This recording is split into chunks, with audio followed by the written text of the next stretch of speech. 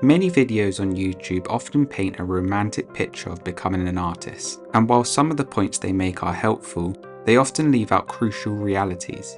I'm not exempt from this. I created a How to Be an Artist video back in 2019. While the advice I gave was helpful, it overlooked some critical aspects like building self-confidence and maintaining a healthy balance between life and work. I've been a full-time freelance artist since 2017, and over the years, I've learned many valuable lessons, some only recently.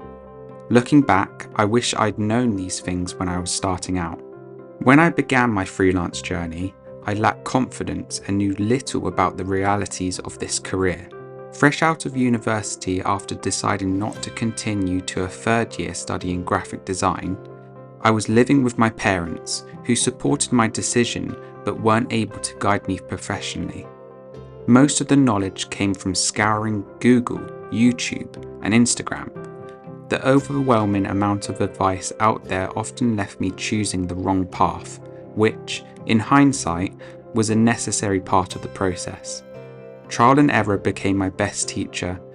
Every mistake I made pushed me further along my journey. Adopting this try, fail, learn, repeat mindset gave me a healthy perspective on the challenges I faced.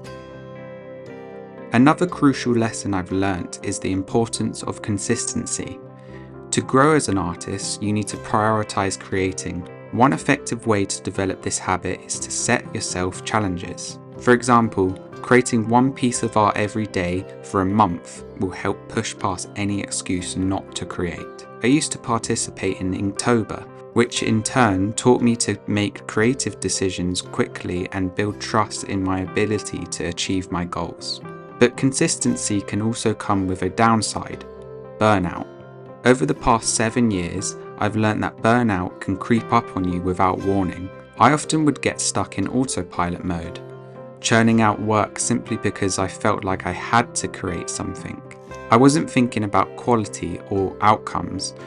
Taking time to live and experiencing new things to reset is vital. It's like hitting the refresh button for your creativity. Closely tied to consistency is the issue of pressure. While pressure can be a motivating force, it can also lead to unhealthy habits. When I was starting out, I felt so much pressure from others' expectations that I kept my art a secret. Over time, I realized that focusing on other people's opinions can only lead to a cycle of self-doubt and inauthenticity. The key is to stay true to your work and build confidence within your vision, not others. Decisiveness was another skill that I had to develop. It didn't come naturally to me, and I often avoided meaningful projects in favor of safer options with predictable outcomes. But as a freelancer, you quickly learn that indecision gets you nowhere.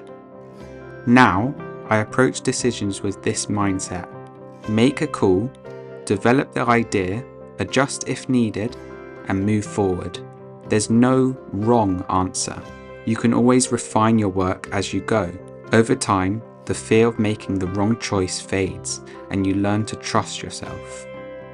Even after creating hundreds of paintings, selling originals, and participating in group shows around the world, I've struggled with impostor syndrome. I would see my achievements but not truly appreciate them. It took years to learn how to celebrate my successes in a meaningful way. Growing up, I felt like I needed to suppress feelings of pride to avoid seeming arrogant. But I've since learnt that there's a difference between acknowledging your accomplishments with gratitude rather than boasting about them. Recognizing your wins is essential, and this shift in perspective has influenced the subject matter in my work. My recent work is more thoughtful and meaningful compared to earlier pieces. It reflects on the deeper understanding I've gained about myself.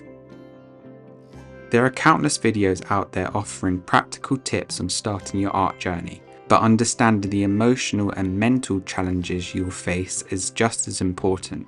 As artists, we're often deeply sensitive to emotions, which makes us vulnerable to negativity. But that same sensitivity can be our greatest strength if we learn to trust ourselves. I hope at least one of the points I've shared today helps you navigate your art journey as an artist in a healthier and more positive way. Trust yourself, embrace the process, and grow not just as an artist, but as a person. Thanks so much for watching, guys. If you have any questions, drop them in the comments. I'd love to start a conversation. See you next week.